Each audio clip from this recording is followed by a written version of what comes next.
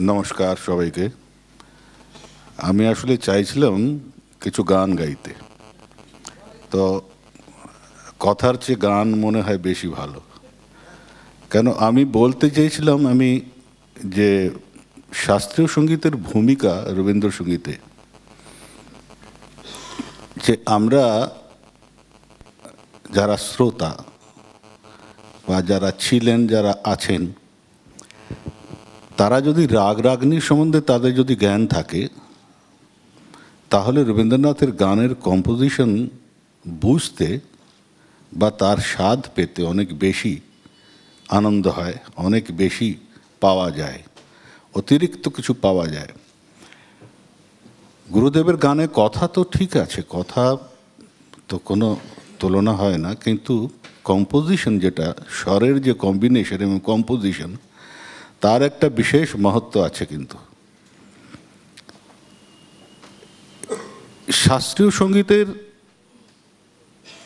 যে ট্রেনিং গুরুদেবের, সেটা তো জন্ম থেকে, ছোটবেলা থেকেই উনি অনেক বড় বড় দিগ্গজ শিক্ষকদের পেয়েছেন, তাদের গান শুনেছেন, ধ্রুপদ শুনেছেন, খেয়াল শুনেছেন, এবং সবথেকে বড় জিনিস মাটির গান যেটাকে আমরা বলি, তাও শুনেছেন। সেটাই ওনার কিন্তু ছিল মূলধন। সেখান থেকে উনি আর একটা থার্ড ফর্ম তৈরি করলেন, which is neither খেয়াল, neither dhrupad, neither ঠুমরি, or neither বাউল গান or kirtan. Actually, I would like to show you by singing, but I need some help of musicians, if it is there. Otherwise, আমাকে বলেই বোঝাতে হবে আর কি। হ্যাঁ হ্যাঁ হ্যাঁ, নিশ্চয়ই, ওরা যদি আসে খুব ভালো হয়। আমি কিছু এক্সাম্পল এই জন্য দেব যে রাগ তো ট্র্যাডিশনাল রাগ, আমাদের প্রচুর পুরনো রাগ, শয় শয় হাজার হাজার বছরের পুরনো রাগ। উনি কী করে সেখানে এমন কিছু স্বর লাগিয়েছেন যে স্বরগুলোকে শাস্ত্রীয় সঙ্গীত লোকেরা বলে যে ইররেগুলার নোট, কিন্তু উনি যে স্বরগুলোকে লাগিয়েছেন এত অ্যাস্থেটিক্যালি লাগিয়েছেন যে it has become another new form with the mixture of other ragas. উনি ওখান থেকে আরেকটা থার্ড ফর্ম তৈরি করেছেন, যেটাকে আমরা বলতে পারি কম্পাউন্ড। সে রবীন্দ্রনাথের গানের এই কয়েকটা উদাহরণ আমি একটু গেয়ে শোনালে ভালো হতো। আমি ফর এক্সাম্পল কাফি রাগ নিচ্ছি, সারে গা মা পা পা নি সা নি দা পা পা গা রে রে পা মা পা। এটা কাফির অঙ্গ হলেও খানিকটা এখানে অন্য রাগের ছায়া পড়ে আছে। রে নি সা রে পা গা।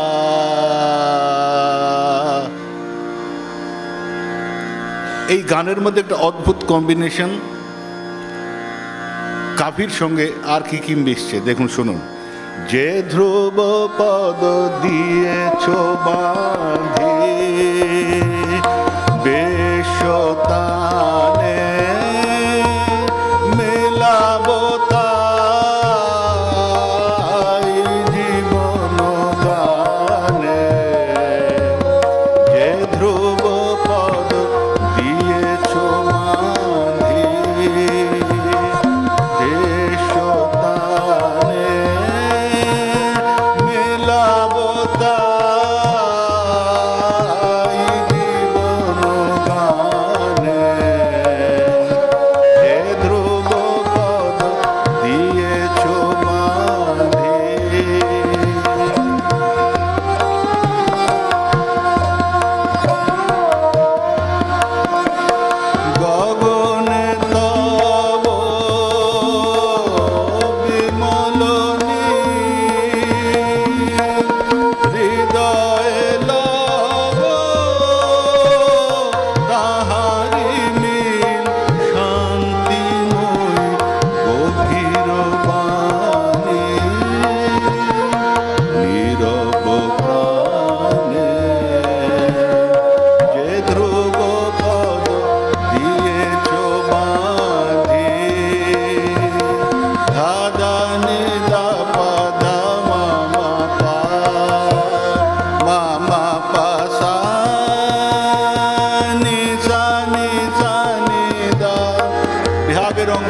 খানিকটা ধা দিন না থেট দেন বাজায় উষা নিশীথ ফুলে যে গীত ভাষা সে ধ্বনি নিয়ে জাগিবে মন নবীন আশা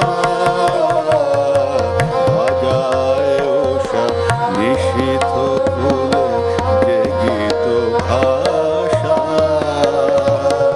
সে ধ্বনি নিয়ে জাগিবে মন নবীন আশা ফুলের মতো সহজ সুরে প্রভাত উঠিবে পুরে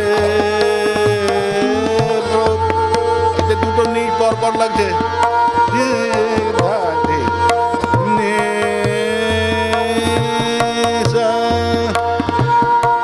wonderful addition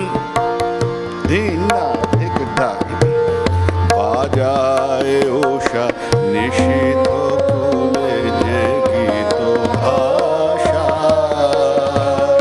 সে ধ্বনি নিয়ে জাগিবে মোর নবীন আশা ফুলের মতো সহজ সুরে প্রভাত মম উঠিবে পুরে ফুলের মতো সহজ সুরে প্রভাত মম উঠিবে পুরে সন্ধ্যা মম সে সুরে মরিতে জানে ধ্রুব পদ দিয়েছ বাঁধি বেশতানে মেলাব তাই জীবন গানে হে ধ্রুব পদ দিয়েছ বাঁধি পরের এক্সাম্পল আমি নিচ্ছি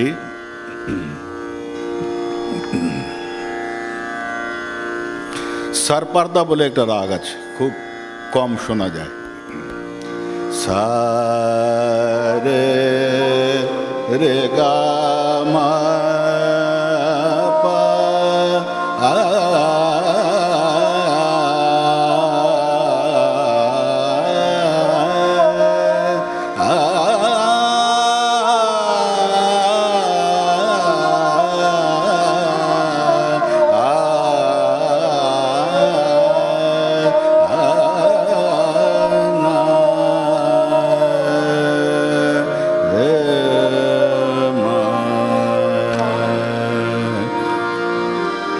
একটা তাল ছাড়া একটা গান রবীন্দ্রনাথের গানের দুটো মজা আছে আর একটা হচ্ছে তালের সঙ্গে গান গাওয়া আর একটা হচ্ছে তালকে ছেড়ে দিয়ে সেটাকে আমরা শায়রানা আন্দাজ বলি মানে ইটস নট টপ্পা কিন্তু শায়েররা যেমন তাদের শায়েরি পড়েন বা কবিতা পড়েন সেই ধরনের কিন্তু অ্যাপ্রোচ গুরুদেবের সারপারদার মধ্যে উনি তীব্র মধ্যম কিভাবে লাগিয়েছেন আমি এই গানের মধ্যে দেখাচ্ছি সারপারদায় তীব্র মধ্যম লাগে না কিন্তু কিভাবে লাগানো হয়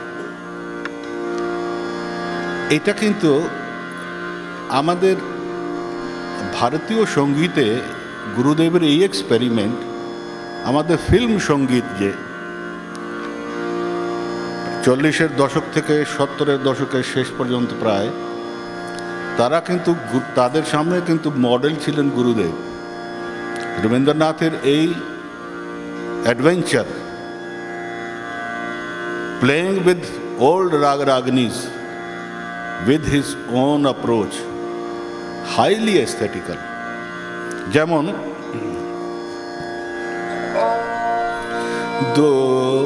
দুঃখ রাতে নাথকে ডাকিলে রাজটা একটু কমিয়ে দিন। দুঃখ রাত হে নাথকে ডাকিলে জাগি হেরিনু তব প্রেম মুখ ছবি দুঃখ রাত হে নাথকে ডাকিলে হেরিনু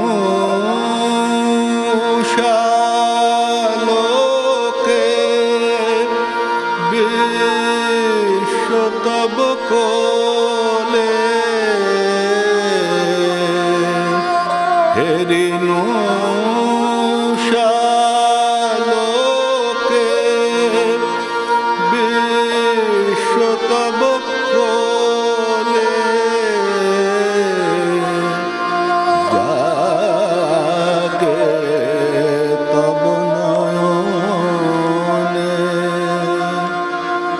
জাগে তব নয়নে প্রাত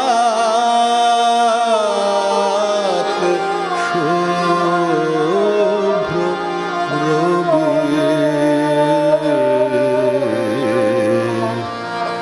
দুঃখ রাত হে নাথকে ডাকিলে শুনিনু বনে উপবনে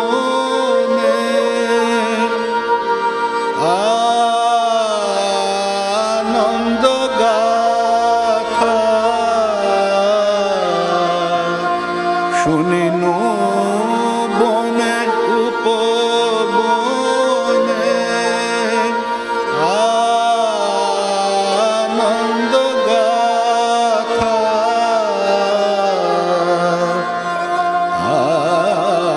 আশা হৃদয়ে বহি আশা হৃদয়ে বহি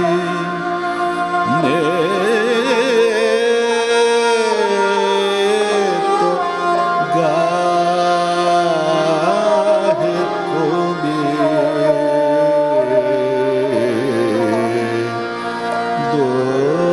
দুঃখ রাত হে নাথকে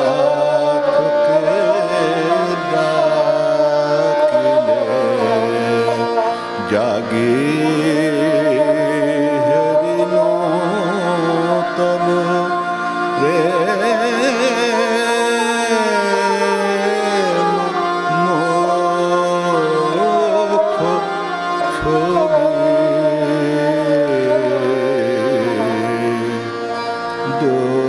দুঃখ রাত হে নাথকে ডাকিলে। কি ভালো কম্পোজিশন এবং এত একটা অপ্রচলিত রাগ, তার মধ্যে এখানে তীব্রের মাধ্যমে লাগে যে গামা পা ধা পা মা পা গা, এই যে অ্যাপ্রোচ, দিস ইজ ফ্যান্টাস্টিক। আরেকটা আমি উদাহরণ নিচ্ছি, यमन রাগ यमन, তাতে উনি কোমল রে লাগিয়েছেন একবার, কিন্তু বোঝা যায় না যে উনি কোমল রে লাগিয়েছেন। আমি এই গানটা শোনাচ্ছি, এই গানেই রয়েছে। দাঁড়িয়ে আছো তুমি আমার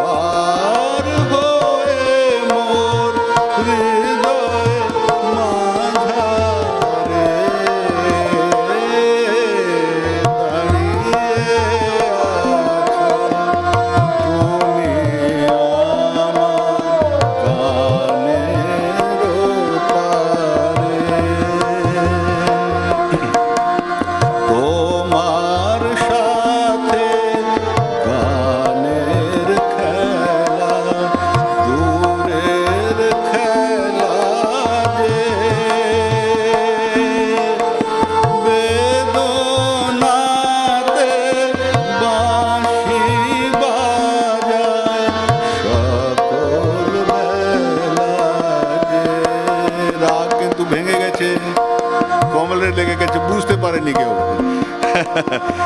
তোমার সাথে গানের খেলা, সুরের খেলা যে বেদনাতে বাঁশি বাজায় সকল বেলা যে কবে নিয়ে আমার বাঁশি বাজাবে গো আপনি আসি আনন্দময় নীরব রাতে নিবিড় আঁধারে দাঁড়িয়ে আছো তুমি আমার গানের পারে। আমরা অনেকবার এই গান শুনি, বাট মজা হচ্ছে যিনি ইমন রাগ জানেন তিনি রিয়েলাইজ করতে পারবেন যে কি ফ্যান্টাস্টিক কমলা রে লাগিয়েছেন, দুটো রে পরপর। আরেকটা, উনি সব রাগ যে ভেঙেছেন তা না, উনি শুদ্ধ রাগেও অনেক গান বেঁধেছেন, মানে শুদ্ধ ভৈরব বা কাফি বা বেহাগ, কিন্তু সেটা প্রথম বয়সে। তারপর যতদিন পরে উনি গান লিখেছেন ততই কিন্তু ততোধিক ওনার ক্রিয়েটিভ মাইন্ড, এস্থেটিক্যাল অ্যাপ্রোচ আরও বেড়েছে। যেমন একদম এটা বেহাগ রাগ, এটাতে নষ্ট হয়নি, আমি এই যে গান গাইছি পরেরটা, কিন্তু ডাইমেনশন অফ দ্য নোট যেটাকে আমরা বলি, স্বর কি করে ব্যবহার করব সেটা শাস্ত্রীয় হবে, কি করে একই স্বর ব্যবহার করব সেটা ফোক হবে, একই স্বর এমন ব্যবহার করব যে যেটা ঠুমরি অঙ্গের হবে। কিন্তু রবীন্দ্রনাথ যেহেতু ধ্রুপদ ভালোবাসতেন, ওনার সব গানে কিন্তু ধ্রুপদী স্বর প্রয়োগ আছে। সেটা মহারাজ কি সাজে এলে হৃদয় পুর মাঝে চরণ তলে শশী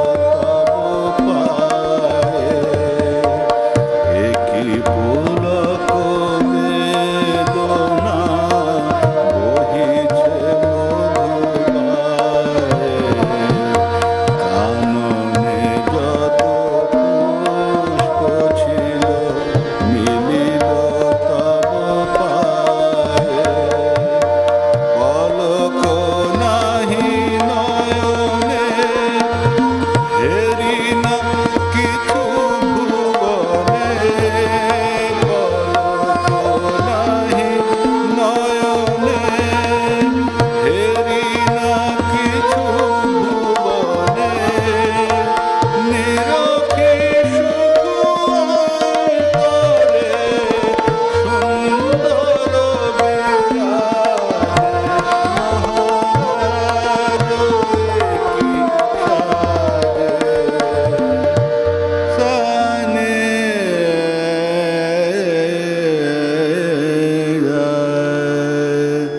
এই অঙ্গটা উনি বজায় রেখেছেন একদম বেহাগ, এটাকে আর কিচ্ছু বলা যায় না। আরেকটা আমার যেটা মনে হয়েছে, গুরুদেব সবচাইতে বেশি কম্পোজিশন করেছে ভৈরবী রাগে, সবচাইতে বেশি গান ওনার ভৈরবী রাগ। আমি একটা গান গাইছি ভৈরবীর গান, কিন্তু এই কয়েকশো গান একই রাগে উনি রচনা করেছেন, আরেকটার সঙ্গে আরেকটা কিন্তু মেলে না, অদ্ভুতভাবে ডিফারেন্ট। সেটাই যে উনি কত সুন্দর স্বর প্রয়োগ করতে পারতেন, মানে সা থেকে গা যাবে যে সেটা অনেক রকমভাবে যেতে পারে, সেটাই উনি এই অ্যাস্থেটিক্স ব্যবহার করেছেন তার ভৈরবী রাগের মধ্যে। সে অজস্র গানের মধ্যে সব কোনো গানই কোনোটার সঙ্গে মেলে না। আমি দুটো ভৈরবীর গান শোনাবো, তারপরে শেষ করব। দুটোর মধ্যে কিন্তু পার্থক্য অনেক। তোমারে জানি নে